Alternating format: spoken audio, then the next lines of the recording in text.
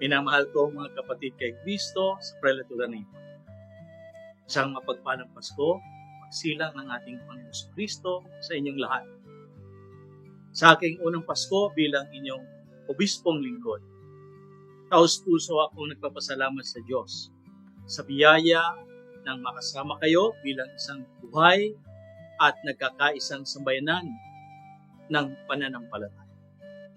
Sa pagsilang ni Jesus sa sapsapan, muli natin ginugunita ang Diyos na pumapasok sa ating kasaysayan, sa ating mga kagalakan, sa ating paghihirap, at mga pag-asa. Una sa diwa ng pasasalamat, nais kong kilalanin ng buong puso ang matagumpay na pagdiriwang natin ng ika-75 taong anibersaryo ng ating prelatura.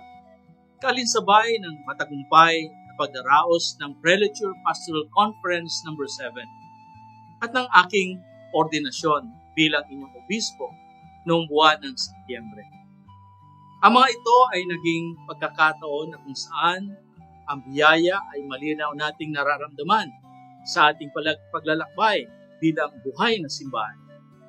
Isang sambayanang naglalakbay ng pagkakasama, nagdadamayan, at tumutugon sa tawag ng misyon sa kasalukuyang panahon.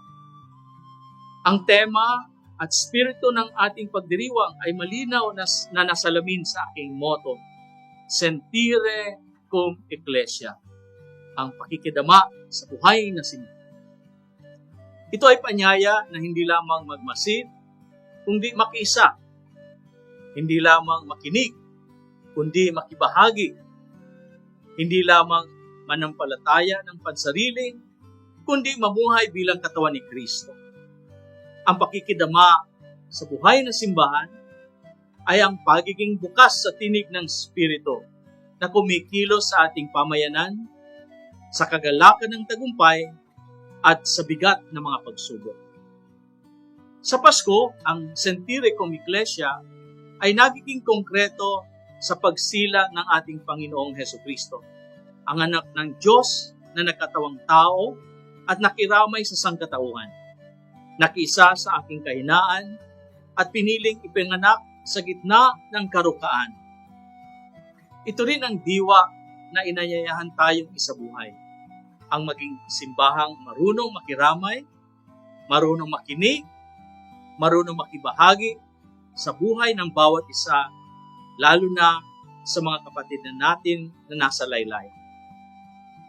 Bilang inyong obispo, hinihikayat ko kayong ipagpatuloy ang mga binhing itinanim ng ating ika-75 anibersaryo at ng Prelature Pastoral Conference No. 7 sa diwa ng Sentire cum Ecclesia. Ang pagpapalalim ng ating pagkakaisa, ang sama-samang pagdidiscern o pagninilay sa kalooban ng Diyos, at ang mas masiglang paglilingkod bilang isang simbahang misyonero, simbahang sinodal, at simbahan ng mga duka. Ang Pasko ay katiyakang ang liwanag ni Kristo ay patuloy na sumisinag sa ating prelatura, sa ating mga pamilya, sa ating parokya at pamayanan. Naway ang ating mga tahanan ay maging tulad ng banal na pamilya sa Nazaret, at ang ating simbahan ay manatiling tahanan ng pag-asa at habag. Ipinagkakatiwala ko kay Maria at Jose ang bawat isa sa inyo. Sama-sama nating salubungin si Kristo. Taglay ang pusong handang makiramay at makibahagi sa buhay na simbahan.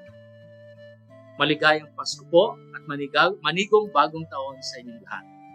Pagpalain kayo ng Diyos ng kapayapaan, pagkakaisa at pag-asa.